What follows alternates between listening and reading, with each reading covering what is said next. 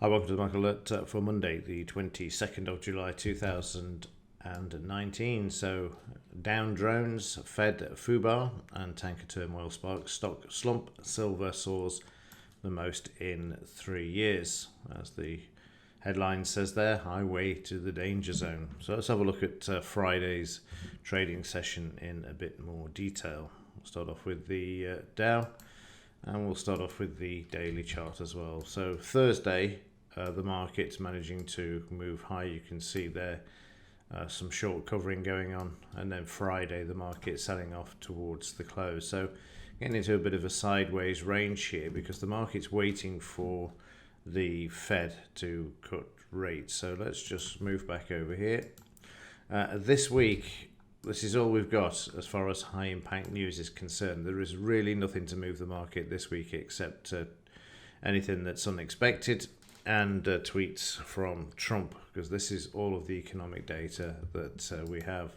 However, the following week, we can see from the Tuesday through to the Friday, we've got a whole host of stuff, and the one that everybody's eyes will be focused on is going to be the Fed and the Fed rate. That's the one. And then also the non-farm payroll as well will be one that will be looking to see what these figures are as well. So I was just pausing them because I was just looking to see what else we got.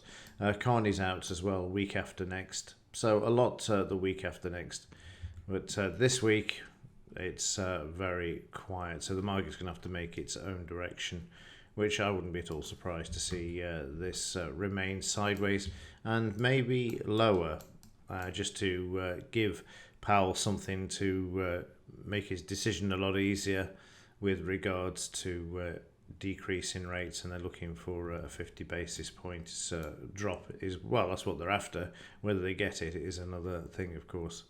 So on Friday, the market doing a lot of sideways move here. Again, the magnets of the 200 bar moving average, you can see, and eventually when it does kick in with the selling, the market sells off 150 points before Friday's close. So a lot of churning and sideways there, but a very defined sideways range as well for Friday's session. Meanwhile, overnight the market has found a bit of support and is currently moving towards the upside there. So you'll need to see a close above the 200 bar in this 5-minute chart. We're just above the where we were above the DP. We just closed back below with a bit of selling there. But I wouldn't expect too much unless there is something to shake out this market and change the Fed's opinion. Now, when we look at the implied volatility for Thursday and Friday, I'm just going to zoom in on here. You will see that we've got 11.88, and we're also above the moving average line as well, the 10 bar. And you can see when this happens that we do get some sort of correction in the market, or the majority of the time we do. Certainly the market will be sideways if nothing else. But you can see if you go back and have a look at this, each time we get above the 10 bar, we get corrections in the market, or whether they're small ones or large ones.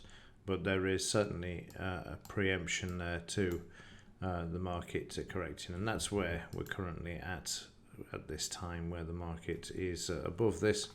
And if we just scroll up, you'll see at the moment we're still above the 20 bar moving average. You need to close below this to show this sort of an amber warning, as it were, and a close below the 20 bar moving average would be required, such as here and here, where the market's moved lower. So yeah, keep an eye on this one as well, because they're pricing the options up at the moment for a bit of a down move here going forward. Might be a major disappointment as far as the market is concerned. Meanwhile, in the pound, not a lot happening. Certainly isn't going to this week, I fear. So again, I would expect this to trade sideways as well.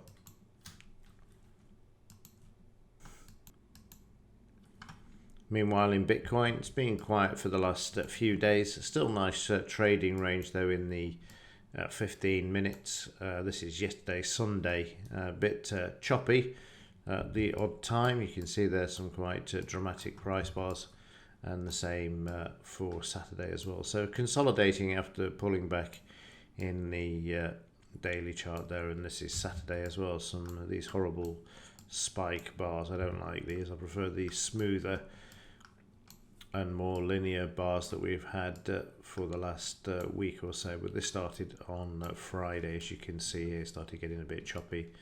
But as you look at this, again, you can see how the 200 bar moving average was a platform for the market to bounce off until it closed through.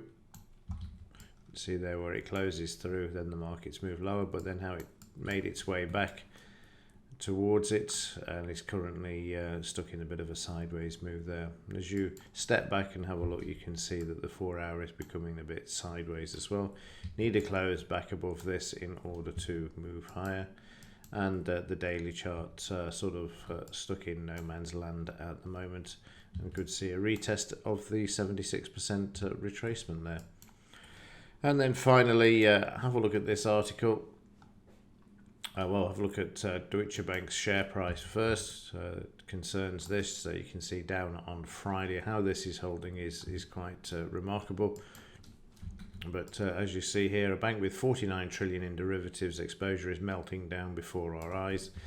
And as you go through this, you can get a very good detailed view of what is actually going on here. You can see the 43 trillion that Deutsche Bank have, and what's more alarming about this is the interconnectedness of this whole 49 trillion worth of derivatives to the other banks as well. So we wanted to zoom in on this. This has been out for a few years, and you will see it's sort of like spirograph here of all of the derivatives, who they're actually connected to. So yeah, if it does go, then it'll be interesting to see what happens.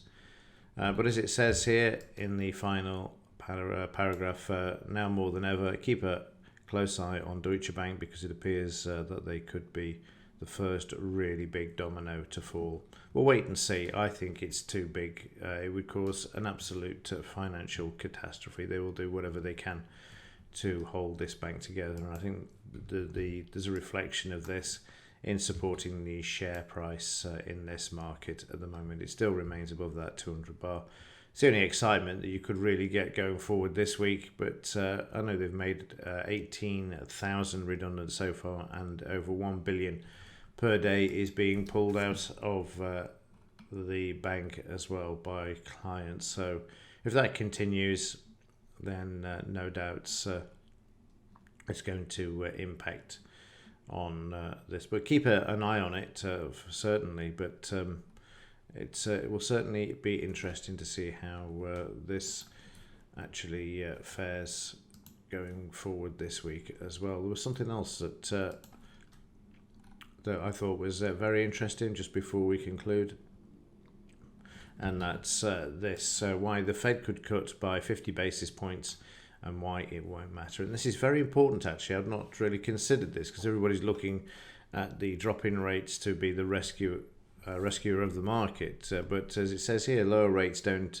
encourage borrowing unless potential borrowers think it's a limited time opportunity. And that's the key here, which they don't anymore and shouldn't, since the Fed shows no signs of ever going back to what was once normal. They can't.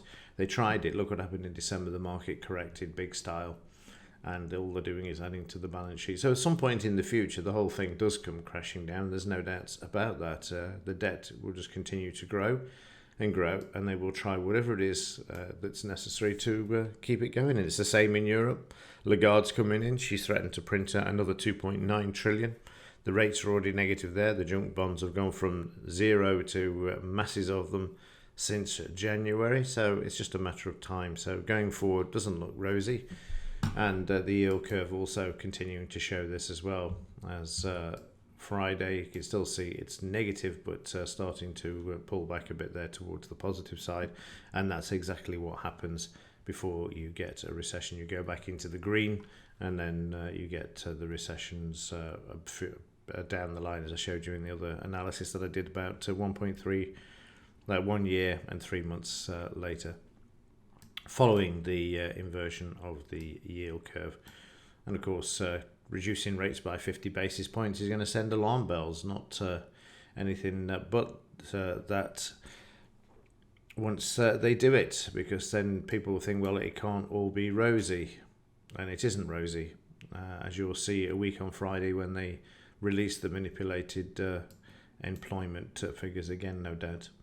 Okay, that will do it for this one. A quick roundup of what's going on. Like I say, it's a tough one to call at this point, because they'll either send the market sailing to the downside because of the trying to encourage the Fed, giving them a helping hand to say, look, you need to reduce rates, the market's falling apart. Otherwise, we're going to remain sideways and rely on Trump's tweets to send the market back to all-time highs while we wait to see if Powell is going to cut rates or not. Okay, that will do it for this one. As ever, thanks for watching. See you in the next